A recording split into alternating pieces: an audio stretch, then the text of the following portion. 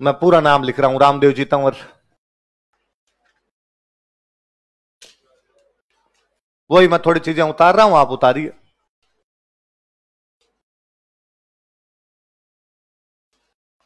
जन्म स्थान उंडू कश्मीर,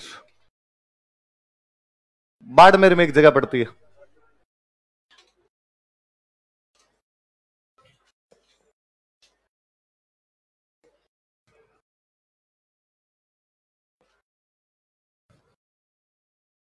पिताजी का नाम अजमाल जी। क्या नाम था पिताजी का? पोकरण के सामंत थे। पोकरण तो नाम सुना आपने? सामंत भी जानते हो आप? तो पोकरण के सामंत थे। मम्मी का नाम था मीणा दे।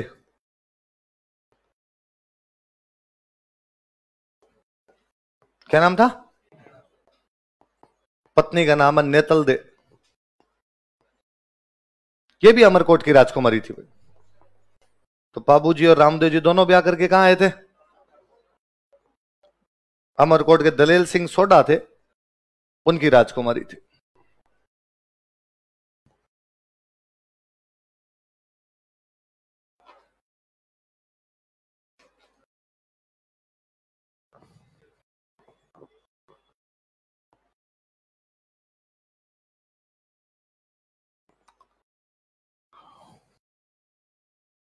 बाबूजी का मंदिर रूनीचा में बताया हुआ मेरा। अच्छा, मंदिर वापस बाद में लिखेंगे, अलग से खूब सारे मंदिर अलग लिख लेंगे। और एक बार दूसरी बात लिख लेते हैं। बाबूजी के घोड़े कहते हैं लीलो। बाबूजी का जो झंडा उसको बोलते हैं नेजा, फ्लैग। उनका जो जागरण लगता है उसको बोलते हैं जम्मो। जागरण को इंग्लिश में जागरण ही लिखना आपने ना, मैं बता दूंगा होता क्या।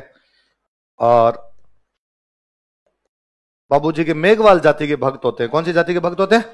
मेघवाल। डिसाइपल लिख लेना इंग्लिश में अपने। इनको बोलते हैं रिखिया। मेघवाल डिसाइपल या मेघवाल फॉलोवर्स, उनको बोलते हैं रिखिया।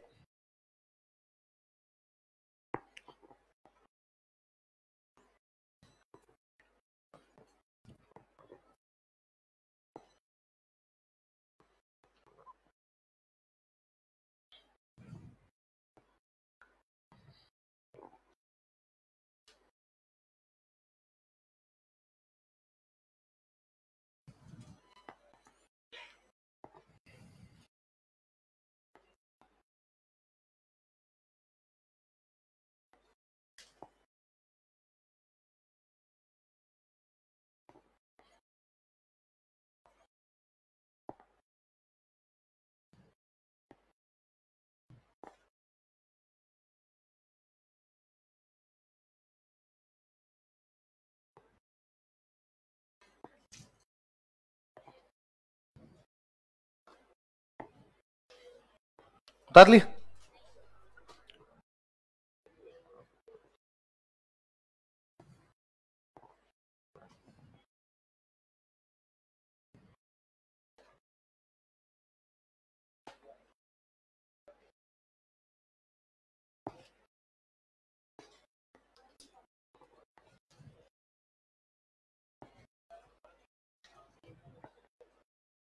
उतार ली सब? चलो लो वापस बोलते हैं अपने, एक एक की बात करते हैं। सबसे पहले नाम, रामदेव जी का पूरा नाम बताओ देख। रामदेव जी तंवर। जन्म जन्म कहां पर हुआ? उंडू कश्मीर। कहां पे हुआ? उंडू कश्मीर कहां पड़ता है? बाड़मेर के अंदर एक जगह है ना। मुझे लगता है बाड़मेर वालों ने कश्मीर बनाने के चक्कर में रख लिया कि उस कश्मीर तो जा नहीं सकते, इसलिए गांव का नाम ही क्या रख ले? कश्मीर।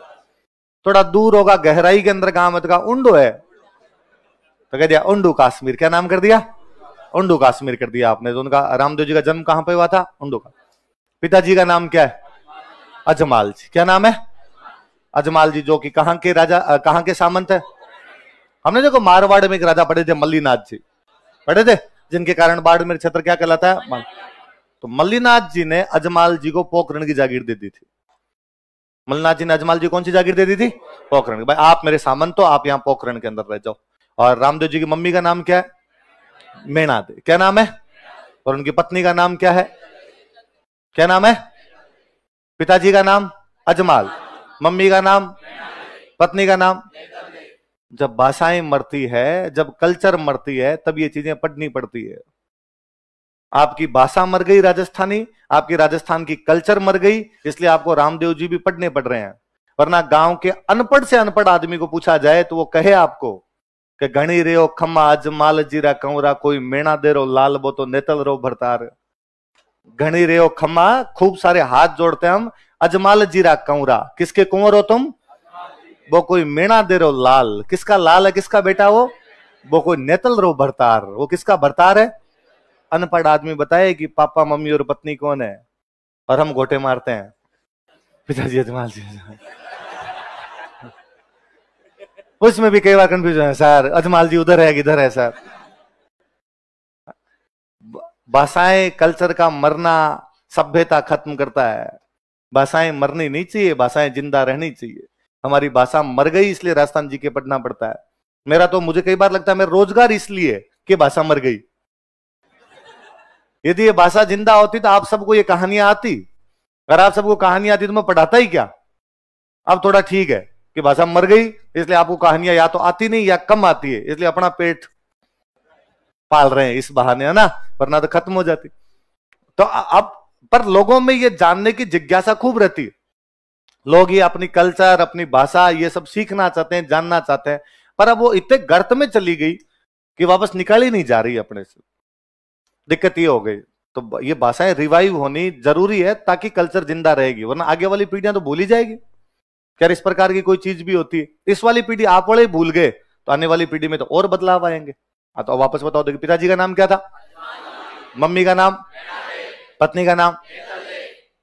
कितना प्यारा नाम है, नेतल। क्या नाम है? मुझे नाम बड़े अच्छे लगते हैं, नेतल, जेतल, केलम, पेमल, लाछा, कितने प्यारे नाम है। घरों में बच्चियों के नाम ऐसे रखे जाएं, नेतल, जेतल, केलम, यूं मुंह भरता है। हमने आजकल दो प्रकार के नाम रखने शुरू कर दिए।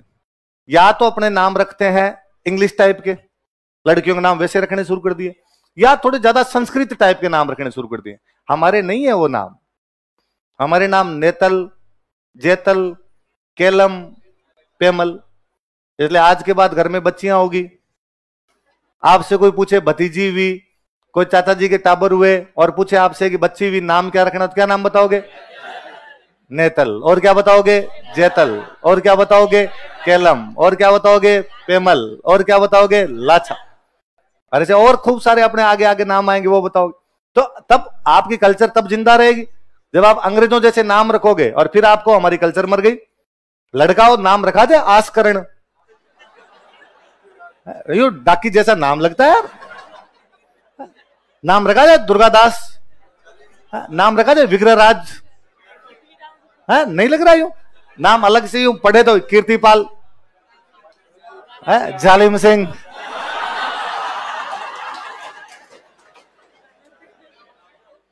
मेरे तो एक फ्रेंड है उनकी बच्ची का नाम है नेतल। तो मुझे यूं इतना वो लगता है, अरे यार क्या नाम रखा है इन्होंने, नेतल नाम रखा है। अपनी कल्चर रिवाइव हुई है वापस, और ऐसे नाम रखे जाने चाहिए। तो ये मैं तो खुद यूं, मुझे हमेशा लगता है कि यार घर में कोई बच्ची का मेरे से नाम पूछे कि नाम क्या है, तो मैं उनको बताऊंगी जेतल, जेतल रखा जाए। क्योंकि जेतल यूं नाम यूं इंग्लिश टाइप का नाम लगेगा कि बच्ची बड़ी होके भी कभी बताएगी माय सेल्फ जेतल, तो लगता है यूरोपियन है कोई। या बाकी अपने वाले नॉर्मल नॉर्मल नाम रखने शुरू कर दिया यार। आई बात समझ में? इसलिए कल्चर बचानी है तो नाम भी अपने जैसे रखने पड़ेंगे, याद रहेगी। तो इस बार मुझे कोई ना कोई आगे कहेगा कि सर इस बार हमारे घर के अंदर ये भतीजी हुई या चाचा जी की बच्ची हुई और उसके नाम इस प्रकार के रखे गए हैं, पक्की बात। और लड़का हो तो भी उसके नाम डाकी टाइप के,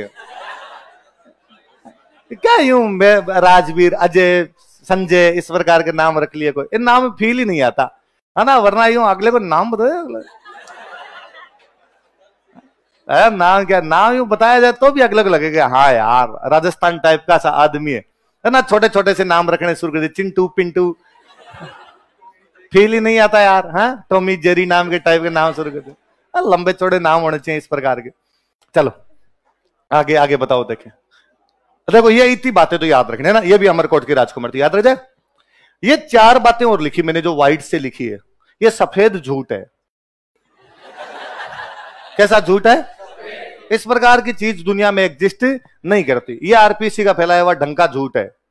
आरपीसी ने पूछना शुरू कर दिया, मेरे जैसे मास्टरों ने पढ़ाना शुरू कर दिया, आप जैसे टाबरों ने रटना शुरू कर दिया, और अपने बस की भी बात नहीं। जब अगले यही पूछते हैं अपने को याद करना पड़ेगा। और कहा गया कि रामदेव जी के घोड़े का नाम है लीलो। क्या नाम है? मैं कहता हूं राजस्थान में हर घोड़े को लीलो कहते हैं।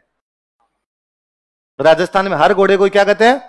प्रताप के घोड़े का नाम तो आपको याद होगा, चेतक। उसके बावजूद छोटी क्लासों में गीत गाया होगा, लीला घोड़ा रो असवार मारो मेवाड़ी सरदार राणा सुन तो जाई जे रे। तो लीला घोड़ा रो असवार, तो घोड़े का नाम क्या ले रहे हैं हम? लीलो। और अपने यहां घोड़ा है तो लीलो और घोड़ी है तो लीलन। तो तेजाजी महाराज के घोड़ी थी तो हमने उसको क्या कह दिया? लीलन। और रामदेव जी घोड़ा तो उसको क्या कह दिया? इसका मतलब घोड़े का नाम नहीं है, घोड़े को बोलते लीलो है। और सुनो मेरी बात, लीला रंग मारवाड़ी में होता है हरा, ग्रीन, ग्रीन जो कलर होता है इसको बोलते हैं लीलो। इसलिए सावन के महीने, अब जब बरसात होगी तब हरियाली आ जाएगी चारों तरफ, तो गांव में कोई आदमी कैसे लीलो हो रहे, घास हो जाती है, हरा भरा घास हो जाती है ना भाई, पशुओं के लिए, पशुओं के लीलो हो गए, हरी घास हो गई। तो लीलो का मतलब क्या होता है? हरा। अब थोड़ा सा बचपन को याद कीजिए जो आप गांव के अंदर रहे हैं, कि इन बचपन वाले दिनों में जब ये हरियाली छाई हुई रहती है तब एक हरे रंग का कीट पतंगा आता है, उड़ता रहता है, और आप सब पीछे दौड़े होंगे, रामदेव जी रो घोड़ो आयो, रामदेव जी रो घोड़ो आयो, दौड़े हो। तो रामदेव जी घोड़ा किस कलर का होता है? हरे रंग का होता है। लीला रंग कौन सा होता है? हरो। बस रामदेव जी घोड़ा कौन सा है? झंडे को क्या कहते हैं? झंडे का पर्यायवाची नेजा। आज हिंदी में जाके देख लेना, हिंदी पढ़ ली, पर्यायवाची याद कर लेना। झंडे का एक पर्यायवाची क्या होता है? उसमें झंडे के पर्यायवाची मिलेंगे ध्वज, नेजा, पताका। तो नेजा झंडे को ही कहते हैं। तो अमेरिका का झंडा नेजा, भारत का झंडा नेजा, जापान का झंडा नेजा, देवनारायण जी महाराज का झंडा नेजा, तेजाजी महाराज का झंडा नेजा, बाबूजी वाला नेजा, और रामदेव जी वाला भी नेजा। पर फिर भी आरपीसी पूछती है रामदेव जी के झंडे को क्या कहा जाता है, और अपने लिखना पड़ता है नेजा। 2 नंबर का सवाल है। तुम दिन को अगर रात को, हम रात कहेंगे। बाकी नेजा का मतलब ही क्या होता है? अच्छा मैं एक बताता हूं कि मल्लीनाथ जी का एक बेटा था जगमाल, और मैं कहता गिंदोली उठा के ले आया था, इसलिए गणगौर पे गिंदोली गीत गाते हैं। बताता हूं, तो ऐसा कहते हैं जगमाल की कोई एक लड़ाई हुई, तो जगमाल का एक भूत दोस्त था डूंगर सिंह। एक भूत, भूत होते हैं भूत, तो ये भूत जगमाल का दोस्त था। और किसी बात पर उस भूत ने जगमाल को कहा था कि जरूरत पड़े तो याद कर लेना। और जगमाल एक बार कोई गुजरात वाले मुसलमानों के साथ लड़ाई थी, उस लड़ाई में गिर गया, और उसकी लड़ाई में गिर गया तो उसने याद किया कि भूतों आ जाओ रे, आज आगे बचाओ। और वो भूत आए, और भूतों का वो सरदार आया, और सरदार ने कहा कि सारे भूतों का, कि सब इन सामने वालों को पीटना शुरू करो। और जब सामने वालों को पीटो तो अपने दिखेंगे तो है नहीं, भूत तो किसी को दिखेंगे नहीं, इन सामने वालों को पीटो, और पीटो तब को ल जगमाल का हाथ की। किसके हाथ की? इसलिए गुजरात वाले सब सैनिकों को पीटा, ल जगमाल का हाथ की, ल जगमाल का हाथ की। अब सारे पीट पीट के भागे वहां से, पूछे तेरे किसने पीटा? के जगमाल ने। तेरे किसने पीटा? के जगमाल। तेरे किसने पीटा? अब अपने घर चले गए। तो उनकी पत्नियों ने पूछा कि भाई ये क्या हालत हुई? तो कहा जगमाल ने पीटा। पड़ोसन ने पूछा, वो उसका पति भी के जगमाल ने पीटा। अब चारों तरफ की जगमाल ने पीटा, जगमाल ने। तो अपना एक दुआ है, पग पग नेजा फाड़िया। नेजा मतलब झंडे, फाड़ना मतलब फट गए, जगह जगह झंडे फटे हुए थे। पग पग फाड़ी ढाल, ढाल होती है ढाल तलवार, जगह जगह वो जब सैनिक भाग रहे थे तो उनके झंडे गिर गए, उनकी ढालें हाथों से गिर गई। पग पग नेजा फाड़िया, पग पग फाड़ी ढाल, बीबी पूछे खान स्यूं जग किता जगमाल। बीबियां अपने खानों से पूछ रही इतने कितने जगमाल थे जो सबको जगमाल ही पीट गया। तो क्या दुआ है? पग पग नेजा फाड़िया, कदम कदम पे क्या फटे हुए थे? नेजा। नेजा मतलब वहां रामदेव जी का झंडा थोड़ी है, तो गुजरात का झंडा है। पग पग फाड़ी ढाल, और जगह जगह पे क्या गिरी हुई थी? बीबी पूछे खान स्यूर जग किता जगमाल। बीबियां अपने खानों से पूछ रही कि इतने जगत में कितने जगमाल हो गए जो सारे एक आदमी से मार खा के आए हो। बोले बड़ी बात। तो नेजा, नेजा का मतलब झंडा, कोई कॉमन झंडा होता है। फिर भी आरपीसी वाले पेपर में माना है कि रामदेव जी के झंडे क्या बोलते हैं? जागरण को। यह भी भाई रे, हर जागरण जमा होता है। जागरण का मतलब था रात को जाग के जो भजन गाया जाए उनको क्या बोलते हैं? जागरण। और ग्रामीण इलाकों में जागरण बहुत कॉमन चीज है। और मेरे को तो याद है कि आपके पता नहीं किस क्षेत्र में होता होगा नहीं होता होगा, बाकी जागरण के निमंत्रण देने के लिए इलायचियां दिया करते। तो मेरे को अब भी याद है कि हम शाम को यूं घर के बाहर खेलते रहते, और कोई गांव वाले आए और आके पापा का पूछा, पापा मेरी टीचर उस गांव के अंदर, तो मास्टर जी का है भाई, पापा बाहर गए हुए हैं, वॉलीबॉल खेलने चले गए, मार्केट चले गए, कुछ ना कुछ बताते। तो मास्टर जी आए तो इलायची दे देना। तो हम टाबर भी जानते थे कि इलायची दे रहे इसका मतलब आज जम्मू है। तो वापस जो देने के लिए तुमको पूछते ताऊ जम्मू है, कहा बेटा जम्मू है, तू आएगा कि हाँ ताऊ मैं आ जाऊंगा। वापस पूछते ताऊ किरो जम्मू है, किसका जमा है, और ताऊ कहते जम्बो जीरो है, तेजा जीरो है, माता जीरो है, रामदेव जीरो है, पाबू जीरो है, सबके जम्मे ही होते हैं। मैं तो कभी सुना ही नहीं कि भाई रामदेव जी वाले को जम्मा कहते हैं। कोई जागरण रात को जाग के जो लगाया जाए उनको क्या बोला जाता है, जम्मा ही कहा जाता है। पर आरपीसी पूछती है रामदेव जी का जागरण क्या कहलाता है, अपने भी मानना क्या कहलाता है। जैसे पाबू जी के मंदिर में उनके पुजारी जो होते हैं वो सारे के सारे होते हैं भील जाति के लोग, कौन होते हैं। वैसे रामदेव जी के मंदिरों में जो पुजारी होते हैं वो होते हैं मेघवाल जाति के, कौन होते हैं, और उनको कहा जाता है रिखिया। क्या कहा जाता है, वैसे रिखिया का मतलब होता है ऋषि। रिखिया का मतलब क्या होता है, किसी भी ऋषि टाइप का जो आदमी होता है उसको क्या बोलते हैं, रिखिया, मतलब भगत टाइप का आदमी। इसलिए गांव में आज भी कोई भोला हो, अपने परिवार में अपना एक भाई यार भोला है, मस्ती में रहता है, किसी को बुरा भला नहीं कहता है, अपने सुबह शाम अगरबत्ती कर ले मस्त रहे, तो घर में कह देते हैं ओ मार रिखिया है, ये हमारे क्या है, मतलब ऋषियों जैसा है, सन्यासी जैसा आदमी है, एकदम शांत रहने वाला सा आदमी है। तो रिखिया का मतलब ही संत होता है। और चूंकि रामदेव जी के मंदिरों में पूजा करने वाले सारे संत कौन होते हैं, मेघवाल जाति के लोग, इसलिए उनको क्या बोलना शुरू कर दिया, रिखिया। भले बड़ी बात। वापस बताओ जन्म कहां पर हुआ, पिताजी कौन थे, कहां के सामंत है, मम्मी कौन है, पत्नी का नाम क्या है, बोलो अजमाल जीरा कंवरा, मेणा देरो लाल, नेतल रो भरतार। नेतल नाम तो वैसे ही याद रह जाएगा। अच्छा, उसके बाद घोड़े को क्या बोलते हैं, झंडे को क्या बोलते हैं, जागरण क्या कहते हैं, मेघवाल भक्तों क्या कहते हैं, क्या कहते हैं। चलो बाकी कल पढ़ेंगे।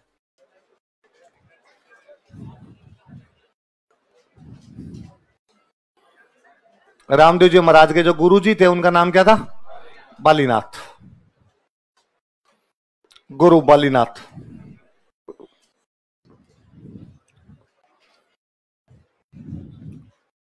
गुरु जी कौन है बताओ देखिए। आप कभी जयपुर से जब जोधपुर जाओगे तो जोधपुर में जब घुसने लगते हो उससे पहले एक पहाड़ी आती है मसूरिया।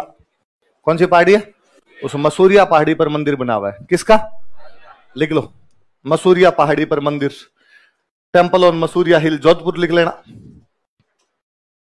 मसूरिया पहाड़ी पर मंदिर, टेम्पल ऑन मसूरिया हिल। और मसूरिया हिल कहां पे है, जोधपुर, मसूरिया पहाड़ी पर मंदिर है। कौन सी पहाड़ी पे मंदिर है, जैसे कल अपने पढ़ रहे थे भाई पाबू जी महाराज है, वो कौन से लोक देवता के, वो सॉरी कौन से भगवान के वंशज माने जाते हैं, लक्ष्मण। रामदेव जी के लिए कहा जाता है विष्णु के अवतार है, किसके अवतार है, विष्णु के अवतार। वैसे गांव में नॉर्मल जब कहानियां सुनाते तब कहते कृष्ण के, किसके, कि भाई दो भाई थे, एक भाई थे रामदेव और एक भाई थे वीरमदेव। कौन कौन दो भाई थे, वीरमदेव, वीरमदेव है बलराम जी के अवतार और रामदेव जी वो किसके अवतार है, कृष्ण। पर अपने किताबों में विष्णु लिखा था, विष्णु कृष्ण एक ही बात है, तो लिख लो विष्णु और कोष्टक में लिख लेना कृष्ण लिख लो। रामदेव जी को विष्णु का अवतार माना जाता है या भगवान विष्णु का अवतार माना जाता है। Ramdev ji is considered as incarnation of Lord Vishnu, कोष्टक में कृष्ण लिख लेना। रामदेव जी को विष्णु का अवतार माना जाता है, Ramdev ji is considered as incarnation of Lord Vishnu, भगवान विष्णु का अवतार माना जाता है, is considered as incarnation of Lord Vishnu. किसका अवतार माना जाता है, अच्छा मैं कल बता रहा था वे लोग देवता जिनको हिंदू भी पूजे और मुसलमान भी पूजे क्या कहलाते हैं, पीर कहलाते हैं। तो 5 पीर है अपने ना। तो कहते भाई रामदेव जी ने अपने जीवन काल में चमत्कार दिखाने शुरू कर दिए, क्या दिखाने शुरू कर दिए, और लोक देवताओं के जो चमत्कार होते हैं उसको बोलते हैं पर्चा, क्या बोलते हैं। तो रामदेव जी ने क्या देने शुरू कर दिए, लोक देवताओं के चमत्कार क्या कहलाते हैं, लिख लो कहीं साइड में, पर्चा बराबर लोक देवताओं के चमत्कार, मिरेकल्स ऑफ ऑग्रेडीज, पर्चा बराबर लोक देवताओं के चमत्कार, मिरेकल्स ऑफ ऑग्रेडीज। और बॉक्स बंद कर लो अलग से। लोक देवताओं के जो चमत्कार होते हैं वो क्या कहलाते हैं, पर्चे कहलाते हैं। कि आज भी लोग यूं विश्वास करते हैं भाई कोई बीमार हुआ गांव में और उसकी बीमारी रामदेव जी ने ठीक कर दी, इसका मतलब रामदेव जी ने क्या दे दिया, अपना पर्चा। किसी को सांप खा गया तेजाजी महाराज ने उसको ठीक कर दिया, इसका मतलब तेजाजी महाराज ने क्या दे दिया, पर्चा दे दिया। और दुनिया हंसती है बाद में कि हा ठीक बोले लोग हो, पर कैसी कैसी बातों में विश्वास करते हो, चमत्कारों में विश्वास करते हो तुम लोग। ऐसा थोड़ी होता है कि आप देवता ठीक कर दे। अच्छा मतलब चमत्कार नाम की कोई भी चीज ही नहीं। चलो हम भी मानते हैं। फिर ईसा मसीह कैसे पुनर्जीवित हो गए? मतलब ईसा मसीह पुनर्जीवित हो सकते हैं? पूरी दुनिया ईस्टर मनाए कि गुड फ्राइडे को मरे थे, ईस्टर को वापस आ गए, 40 दिन रहे, फिर वापस गए, वो तुम पूरी दुनिया को मनवा दो और हम कहें कि रामदेव जी ने पर्चा दिया था, तब अंधविश्वास है? ई ना चोल बे, हमारे वाला और बड़ा है। तुम्हारे वाले ने चमत्कार दिखाए तो हमारे वाले ने और ज्यादा दिखाए हैं। और आस्था और तर्क दोनों एक चलते हैं। क्या क्या चीजें दो एक साथ नहीं चलती? आस्था और तर्क। जहां आस्था है वहां आस्था होगी, जहां पे तर्क है वहां पे आस्था को तर्क से नहीं काट सकते और तर्क को आप आस्था से तोले। विश्वास बहुत बड़ी चीज है। तो भाई लोक देवताओं के चमत्कार होते हैं, वो चमत्कार क्या कहलाते हैं? तो कभी इस बार कोई आपसे यूं बहस करे, कई क्या कईयों में इंटेलेक्चुअल बनने की बहुत ज्यादा बातें होती है, तो कहना मूर्ख, हर ईस्टर की बधाई देते फिरते हैं, पूरी दुनिया ईस्टर की बधाई दे रही है, तो किस बात की बधाई है ईस्टर की? कि साहब ईसा मसीह पुनर्जीवित हो गए थे। मतलब वो तो जिंदा भी हो सकता है, मरा हुआ, हमारे वाला बीमारी भी ठीक ना करे।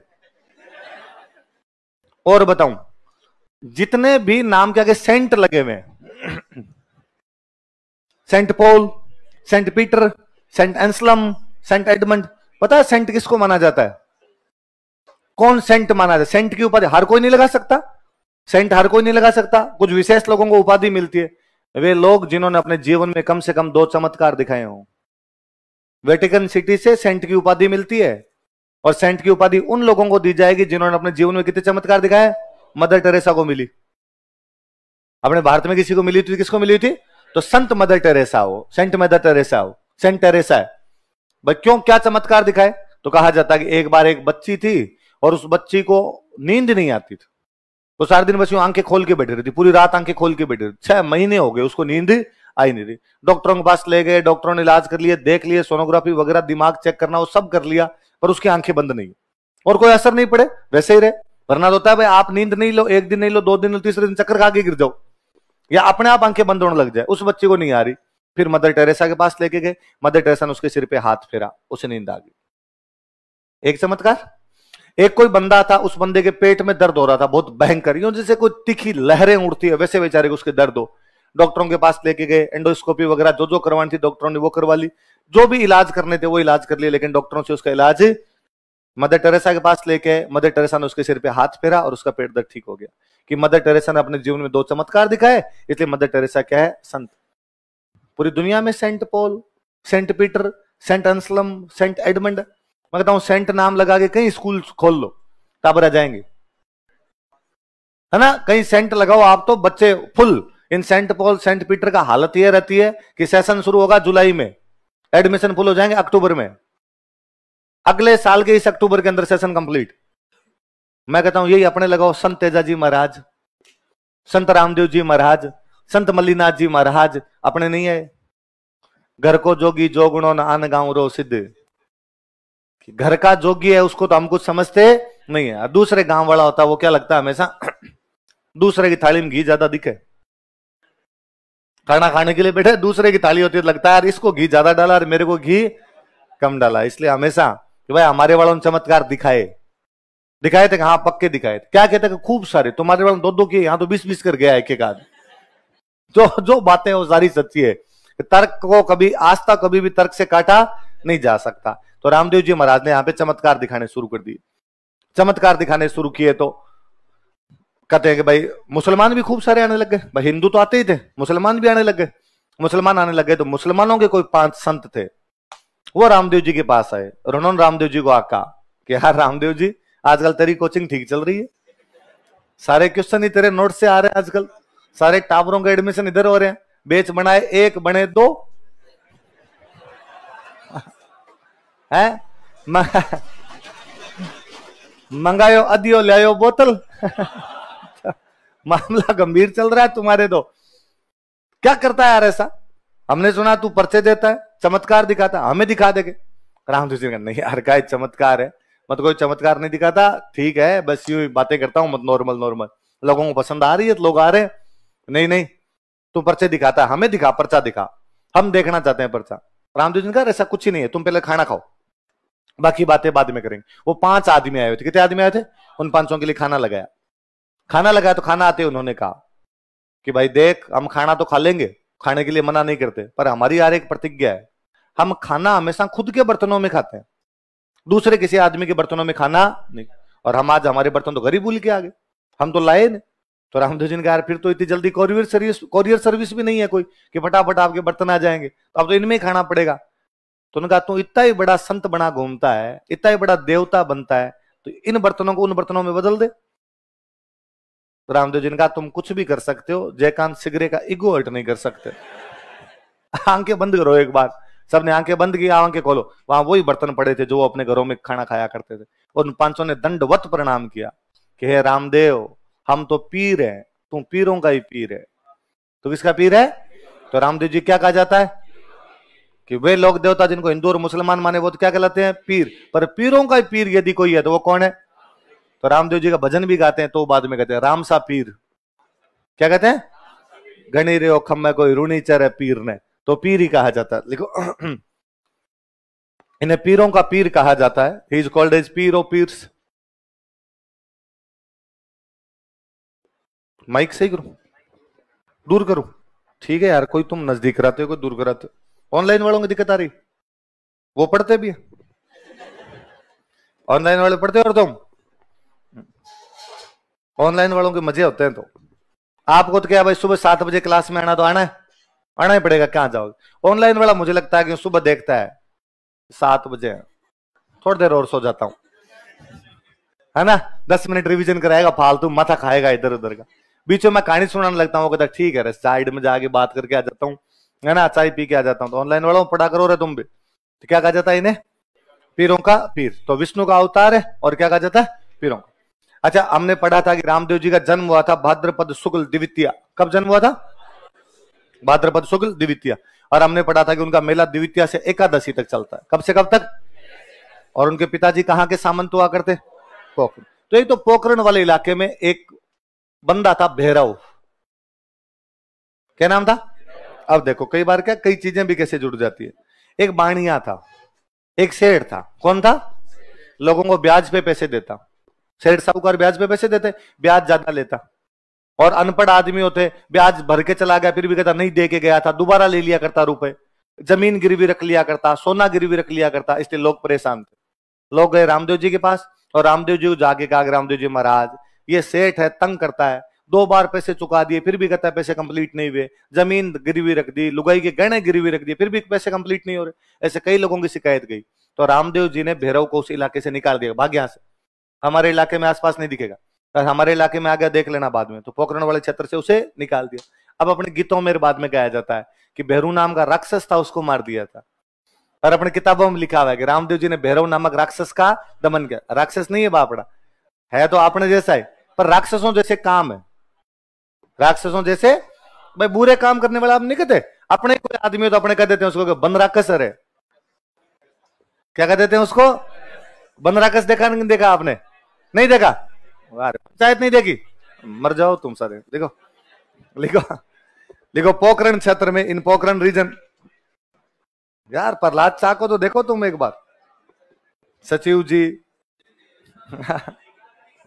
ग्राम सेवक का पेपर सारे देते हो, पर सचिव जी को तुम देखते नहीं हो। पोखरण क्षेत्र में, इन पोखरण रीजन, पोखरण एरिया, भैरव नामक साहूकार का दमन किया था। भैरव नामक साहूकार का दमन किया था। He suppressed money lenders named Bhairav. Bhairav नामक साहूकार का दमन। साहूकार मतलब पैसे उधार देने वाला, मनी लेंडर जो होते हैं। He suppressed money lender named Bhairav. Bhairav नामक साहूकार का दमन किया था। अच्छा, द्वितीया के दिन समाधि ली थी रामदेव जी ने। क्या द्वितीया के दिन तो रामदेव जी क्या हुआ था? जन्म। एकादशी के दिन रामदेव जी ने क्या ले ली थी? समाधि। जीवित समाधि लेते हैं रुणीचा में। कहां पे लेते हैं? तो द्वितीया को जन्म हुआ था, एकादशी को समाधि ली। इसलिए इस दिन क्या मानी गई? मृत्यु। इसलिए मेला कब से कब तक लगता है? द्वितीया से एकादशी। कौन सी जगह पे समाधि ली? इसलिए इस जगह का नाम पड़ गया बाद में रामदेवरा। क्या नाम पड़ गया? रामदेव जी ने समाधि ली, इसलिए जगह कौन सी हो गई? राम। लिख लो। रुणीचा नामक स्थान पर, eight palace named रुणीचा,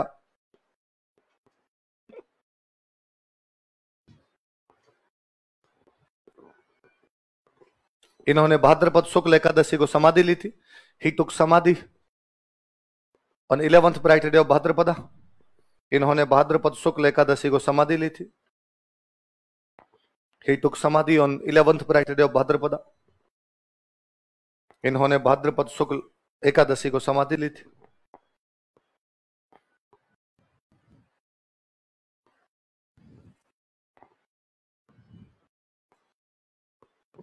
Ramdev ji के एक धर्म बहन हुआ करते जिनका नाम था डालीबाई मेघवाल। क्या नाम था? धर्म बहन थे रामदेव जी के। क्या नाम बताओ देखे। इन्होंने रामदेव जी से एक दिन पहले समाधि ले ली थी। रामदेव जी से एक दिन पहले से। रामदेव जी के फॉस्टर सिस्टर थे, धर्म बहन थे, एक दिन पहले समाधि लेते हैं। मतलब एकादशी को ली रामदेव जी ने, जिन्होंने कब ले लिया आपके लिखो। रामदेव जी की धर्म बहन डालीबाई मेघवाल ने, डालीबाई मेघवाल कोष्टक में लिख लेना आपने, फॉस्टर सिस्टर ऑफ रामदेव जी। रामदेव जी की धर्म बहन डालीबाई मेघवाल ने भाद्रपद शुक्ल 10वीं को समाधि ली थी। डालीबाई मेघवाल कोष्टक में लिखना, foster sister of Ramdev ji. Took samadhi on 10th bright day of Bhadrapada. Ramdev ji की धर्म बहन डालीबाई मेघवाल ने भाद्रपद शुक्ल 10वीं को समाधि ली थी। भाद्रपद शुक्ल 10वीं को समाधि ली थी।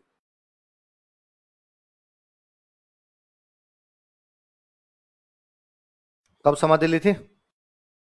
भाद्रपद शुक्ल 10वीं को समाधि ली थी। तो रामदेव जी समाधि कब लेते हैं? 11 को, और डालीबाई कब लेते हैं? 10। तो मुझे अब भी याद है कि छोटे थे तब घरों में 10वीं और 11 दोनों की धोक लगाते कि भाई बाकी भाई बालाजी की धोक लगानी है कि पूनम को लगा ली, मंगलवार को धोक लगा ली, गोगे की धोक लगानी है कि नौमी की धोक लगा ली। ये धोक दोनों दिन लगते। 2 दिन खीर बनाते घर में, 10वीं को भी बनाते, 11 को भी बनाते। और घरों में नॉर्मली पूछते भाई 2 दिन क्यों? कि रामदेव जी का 2 है।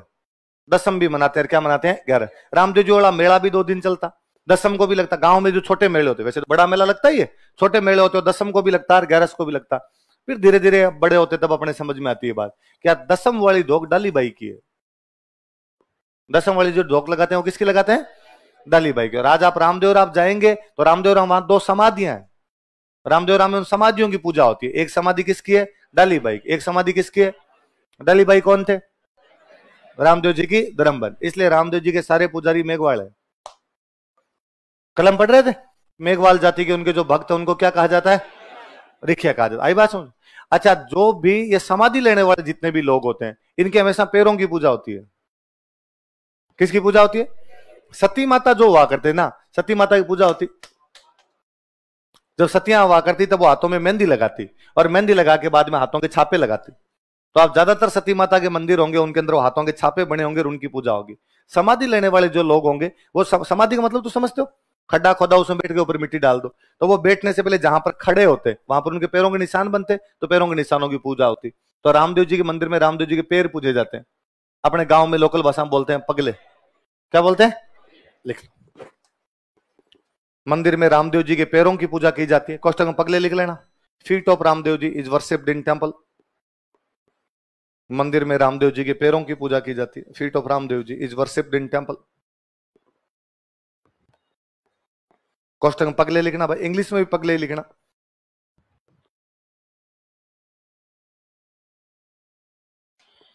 मंदिर में रामदेव जी के पैरों की पूजा की जाती है। अपने जितने लोक देवता हुए इनमें कोई पढ़े लिखे हैं सबसे अधिक, तो वो कौन थे? तो रामदेव जी ने बुक लिखी थी एक, 24 बाणियां। कौन सी बुक लिखी थी? लिख लो, रामदेव जी की पुस्तक।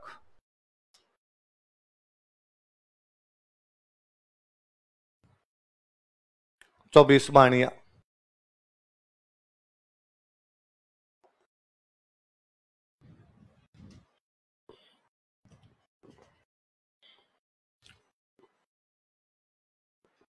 कौन सी बुक लिखी रामदेव जी ने? 24 बाणियां।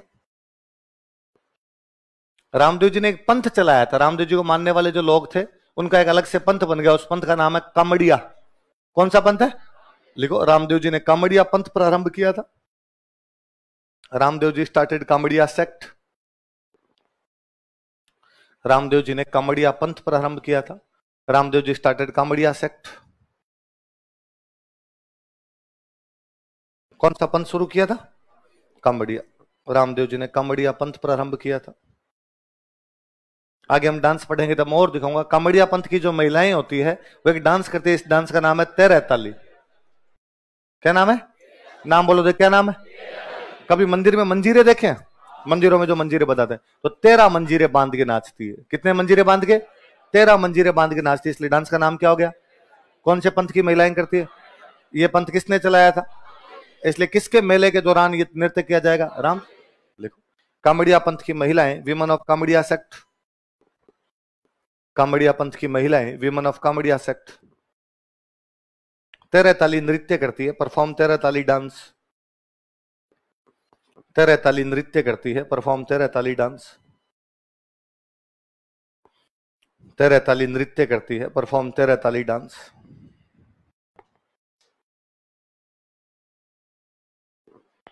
कौन सा नृत्य करती है? 13 ताली नृत्य करती है। कौन से पंथ की महिलाएं? कामड़िया पंथ की महिलाओं द्वारा कौन सा नृत्य किया जाता है? रामदेव जी महाराज का सबसे विशेष योगदान यह हमारे समाज में कि छुआछूत दूर करने के प्रयास किए। कि उनकी धर्म बहन देख लो, कौन है? डलीबाई में। पीरों के पीर है, इसका मतलब हिंदू भी जाते हैं और कौन जाते हैं? मुस्लिम। तो समाज में भेदभाव कम करने का और समाज में हिंदू मुस्लिम एकता बढ़ाने का प्रयास यदि किसी लोक देवता ने किया तो वो लोक देवता कौन है? लिख लो। इन्होंने सामाजिक भेदभाव कम करने तथा हिंदू मुस्लिम एकता बढ़ाने का प्रयास किया था। He tried to mitigate social discrimination. He tried to mitigate social discrimination and increase Hindu Muslim unity.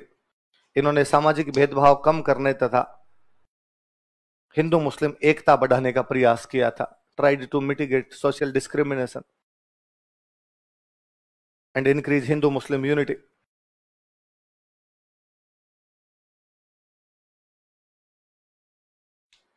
मंदिर लिख लो, रामदेव जी के मंदिर कहां? प्रमुख मंदिर।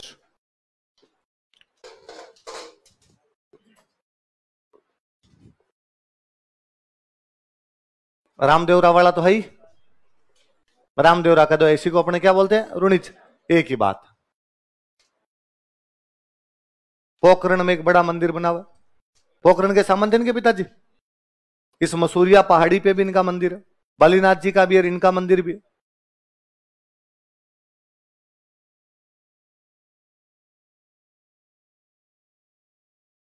एक अलवर में मंदिर है, हल्दीना।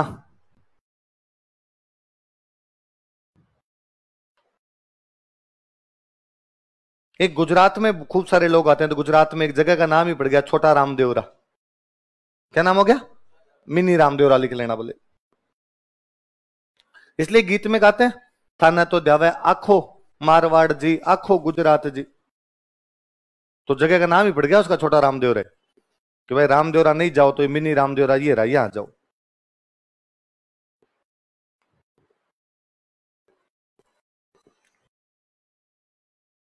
कौन कौन से बताओ देखिए, कहां कहां मंदिर है? रामदेवरा या रुणिचा, और कहां पे? पोखरण, मसूरिया वाली पहाड़ी पे, हल्दीना और छोटा छोटा रामदेव। इंग्लिश में तो छोटा रामदेवरा लिखो, छोटा रामदेवरा लिख लो तो भी सही। ये जो अपना मुख्य वाला अपना रामदेवरा है, यहां एक बावड़ी बनी हुई है। क्या बनी हुई है? ऐसा माना जाता है कि भाई उसके पानी से चर्म रोग ठीक होते हैं। क्या ठीक होते हैं? चर्म रोग ठीक होते हैं। कहा जाता है कि वो रामदेव जी ने अपने चमत्कारों से वो बावड़ी वहां पे उत्पन्न की थी, इसलिए बावड़ी का नाम है परचा बावड़ी। क्या नाम है? बावड़ी समझते हो? पानी का कुआं है जिसको क्या कहा जाता है? बावड़ी। तो पर कोई पूछेगा परचा बावड़ी कौन सी जगह पे, तो कौन सी जगह पे? नीचे लिख लो, परचा बावड़ी बराबर रामदेवरा, और बॉक्स में बंद कर लो, परचा बावड़ी।